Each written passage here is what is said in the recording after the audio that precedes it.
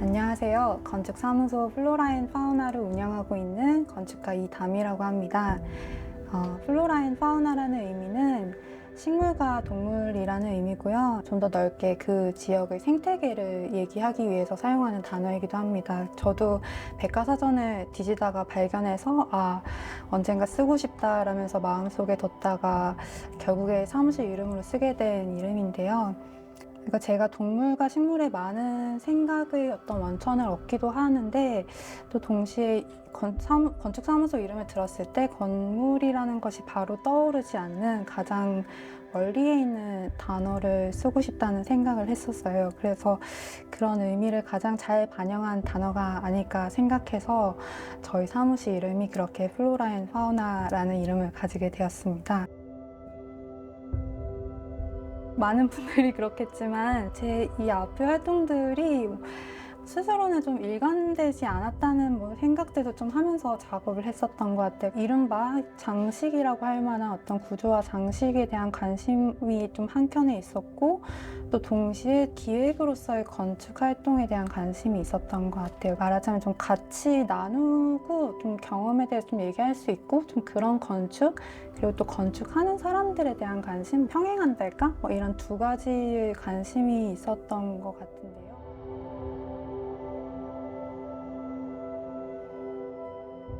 과천관을 설계했던 김태수 건축가의 설계 과정에 대한 자료들을 많이 살펴볼 수가 있었어요. 김태수 씨의 고민들을 살펴보면서 생각하지 못하게 저의 지난 그 뮤지엄 몇 개의 디자인의 과정에서 떠올랐던 질문들과 복명하는 지점들을 좀 발견을 했었거든요. 이를테면은 과천관의 어떤 뮤지엄 건축의 측면에서 봤을 때, 그리고 또 한국 건축사의 측면에서 봤을 때 80년대 한국이 국가적인 문화예술 공간을 만들고 싶어 하고, 세계화 속에서 좀 타자화된 한국성 전통을 마련하고 싶어 하는 억압적인 시선과 긴장 속에서 김태수 건축가가 했던 그런 선택들, 그런 그 고민의 과정에서 제가 했던 몇 년 전부터 우연적으로 마주하게 된 그런 디자인에서의 고민이 의외로 유사하구나, 대구를 이루구나. 저는 그 한국성과 전통의 논쟁이 지금 좀 거칠게 얘기하면 좀 촌스러운 저희 세대가 가지지 않을 만한 고민이라고 생각을 했었는데, 저도 이 확장하는 새롭게 출현하는 뮤지엄들이 가지고 있는 이른바 좀 소수자성, 그 좀 주변화되어 있는 것들을 이제 박물관이라는 제도가 좀 적극적으로 끌어안는 그런 시대에 살면서 이 소수자성을 결국에 일종의 물화하는 번역가로서의 건축가로서 내가 자리를 잡고 있고, 그게 좀 다른 방식과 위치였지만 김태수 씨의 위치와 조금 이렇게 대구하는 것들이 있구나. 하지만 그럼에도 불구하고 어떤 건축가로서 이렇게 어떤 시공간적인 응답을 해내는 자세는 되게 다르구나, 이런 좀 생각을 하면서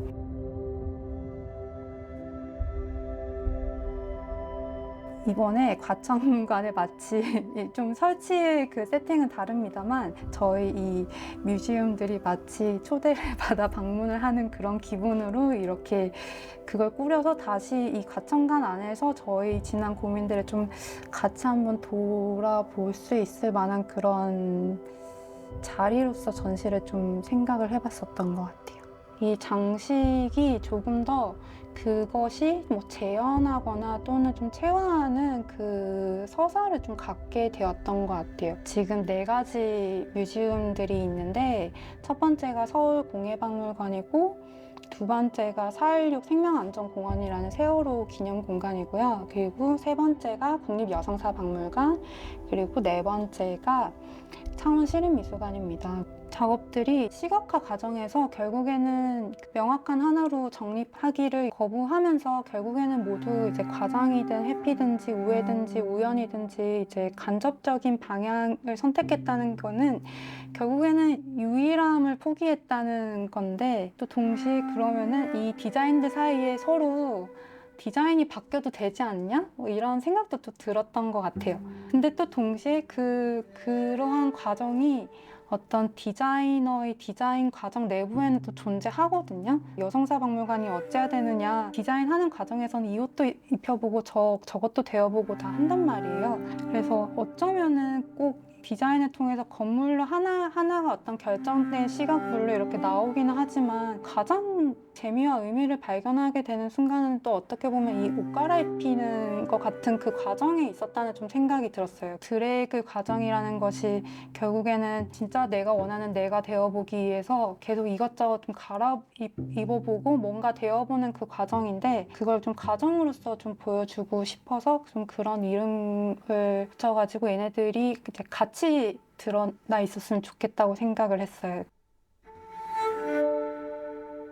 이 작업들 이전에도 저는 제 작업들에 대해서 좀 감정적으로 관계를 맺고 하는 편인 것 같아요. 근데 저만 그런지 모르겠고 건축가들은 다 자기 건물 사랑하는 것 같아요. 근데 사랑하는 마음이 이 프로젝트들에 이르러서는 아무래도 좀 더 구체적으로 어떤 사람들이 쓸 것인지 좀 상상 가능하기 때문에 마치 인류애처럼 좀 보이나 이런 생각도 드는데 근데 그 사람이 없을 때도 그렇게 작동한다는 생각은 들고 그거는 건축가로서 직업인으로서의 자기 방어라는 생각도 들어요. 이 프로젝트에서 어떻게든 내가 사랑하고 싶은 구석을 좀 만들고자 하는 의지? 좋아하면은 뭐라도 더 해주고 싶은 그런 측면에서 오히려 그 감정이 좀 작동한다라는 생각도 들어요. 네. 그거 자체로 생명과 다른 얘기일 수는 있지만 어쨌든 감각적으로 살아있는 무언가라고 생각을 하는 것 같아요. 네.